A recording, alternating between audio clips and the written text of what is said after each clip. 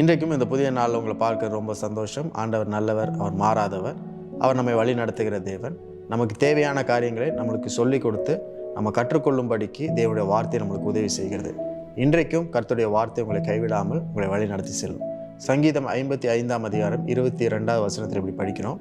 கர்த்தர் மேல் உன் பாரத்தை வைத்துவிடு, அவர் உன்னை ஆதரிப்பார், நீதிமானை ஒருபோதும் தள்ளாட ஒட்டார். இந்த உலகத்தில் வாழும் பொழுது பல தேவைகள் நடுவில் நம்ம வாழ்ந்து கொண்டு இருக்கிறோம். இப்போ ஒவ்வொரு தேவையும் சந்திக்கும் பொழுது, ஒவ்வொரு தேவையும் நம்ம பார்க்கும் பொழுது அதுக்கு என்ன காரியங்களை நம்ம செய்ய வேண்டும் அப்படின்ற முயற்சியை நம்ம எடுப்போம். பலர் சொல்லுகிற காரியங்களை கேட்டு அதன்படி நாம் செயல்படுவோம். ஆனால் எல்லா காரியங்களை குறித்ததான அந்த கவலை, அந்த அக்கறையை நாம் கர்த்தர் மேலே வைக்கும் பொழுது அவர் நம்மை ஆதரிப்பார், அவர் நம்மை வழி நடத்துவார். அவர் ஒரு நாளும் நம்மளை கைவிட மாட்டார், ஒரு நாளும் நம் வழி விலகி போக இல்லை நம்ம சோர்ந்து போவதற்கு விட மாட்டார் அப்படின்றது இந்த வசனம் சொல்கிறது. இந்த வசனத்திலிருந்து ஒரு 3 காரியங்களை இன்றைக்கு நாம் பார்க்கலாம். முதலாவது காரியம் டைரக்ஷன், திசை. நம்முடைய வாழ்க்கையில் எல்லார் சொல்கிறதையும் கேட்டு எல்லா காரியத்தையும் நம்மளால் செய்ய முடியாது, செய்யக்கூடாது. அப்படி செய்தோம்னா உடனடியாக தோல்வியை நாம் பார்ப்போம், உடனடியான விரக்தியை நாம் பார்ப்போம். அப்போ இந்த உலகத்தில் வாழும் பொழுது நம்ம ஒவ்வொரு நாளும் யாரை சந்திக்க வேண்டும், யார் சொல்கிறதை கேட்க வேண்டும் அப்படின்ற திசையை நாம் தேவனிடத்தில் கேட்க வேண்டும். அவர் எந்த மனிதனை யாரை பார்க்க சொல்லுகிறாரோ, யாரிடம் பேச சொல்லுகிறாரோ, யார் சொல்லுகிற ஆலோசனையை பின்பற்ற சொல்லுகிறாரோ அதை நாம் செய்யும் பொழுது நாம் தேவனுடைய திசையில் போகிறோம், தேவன் காட்டுகிற திசையை நாம் பின்பற்றுகிறோம் என்று அர்த்தமாக இருக்கும். அப்போ ஒவ்வொரு நாளும் நாம் தேவனை பின்பற்றுகிறோம், அதே நேரத்தில் தேவன் சொல்லுகிற மனிதர்களையும் தேவன் சொல்லுகிற திசையிலையும் நாம் போக வேண்டும். ஆகவே திசை நம்மளுக்கு ரொம்ப முக்கியம். இரண்டாவது காரியம் டிசிப்ளின், ஒழுக்கம். இதற்கு இன்னொரு பேர் சொல்லணும் அப்படின்னா தாழ்மை என்று அர்த்தம். முதல் பாயிண்ட் படி திசை, டைரக்ஷன் ஆண்டவர்கிட்ட கேட்டு நம்ம செயல்படும் போது அங்கே வெற்றியை பார்ப்போம். இப்படி ஒவ்வொரு நாளும் தேவனிடத்தில் திசையை கேட்டு நம்ம பழகி கொண்டே இருக்கும் பொழுது நாம் வெற்றிகளை பார்த்து கொண்டே இருப்போம்.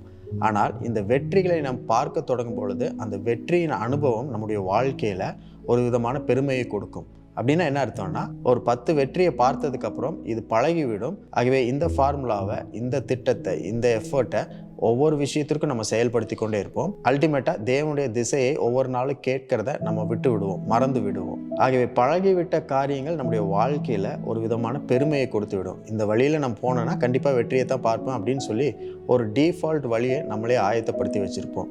அப்படி இருக்கும் பொழுது நாம் நம்மை தாழ்த்தவில்லை, தாழ்மைப்படவில்லை. தேவனுடைய கரத்தில் இந்த நாளைக்குரிய காரியத்தை நம்ம தரலை. நேற்றைக்கு இருக்கிற மெத்தட், நேற்றுக்கு இருக்கிற எஃபர்ட்ஸ், நேற்றைக்கு இருக்கிற ஃபார்முலாவை தான் இன்றைக்கி நம்ம ஃபாலோ பண்ணுறோம் அப்படின்ற அந்த பெருமை நம்மளுக்குள்ள நம்மளை அறியாமலேயே வந்துவிடும். ஆனால் நம்மை நாமே தாழ்த்தி நம்முடைய எல்லா திட்டங்களையும், நம்முடைய வழிகளை, நம்முடைய கவலைகளை எல்லாம் கர்த்தருடைய கரத்தில் கொடுக்க வேண்டும். அதற்கு பேர் தான் டிசிப்ளின், அதற்கு பேர் தான் தாழ்மை, அதற்கு பேர் தான் ஒழுக்கம். ஒவ்வொரு நாளும், ஒவ்வொரு முறையும், ஒவ்வொரு நிமிடமும் கர்த்தர் உங்களை ஆதரிக்க வேண்டும் அப்படின்ற எண்ணத்தில் உங்களுடைய எல்லா காரியங்களையும் தேவனுடைய கரத்தில் கொடுக்கறதுக்கு பேர் தான் தாழ்மை. மூன்றாவது காரியம் டிசர்ன்மெண்ட், பகுத்தறிவு. Finding things out right in the beginning.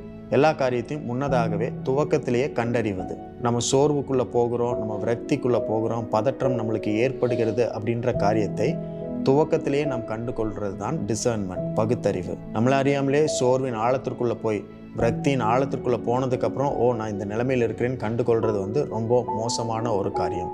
ஆகவே துவக்கத்திலேயே நாம் இதை கண்டறிய வேண்டும். அதுக்கு பேர் தான் டிசர்ன்மெண்ட். நாம் தாமதமாக்கினால் தள்ளாடி விடுவோம், தளர்ந்து விடுவோம். இந்த வசனத்தில் சொல்லப்பட்டிருக்கு, நீதிமானே அவர் தள்ளாட ஓட்டார்.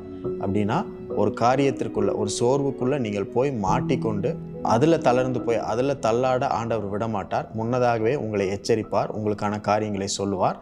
அதை கண்டு கொள்வதற்கு தேவையான பகுத்தறிவு, டிசர்ன்மெண்ட் நம்மளுக்குள்ளே ஏற்படணும். அப்போ ஒவ்வொரு நாளும், ஒவ்வொரு நிமிஷமும் நீங்கள் எந்த காரியத்தை செய்கிறதுக்கு முன்பதாக உங்களுக்குள்ளே நீங்கள் எடுக்க வேண்டிய டெசிஷன், தீர்மானம் இதுதான்.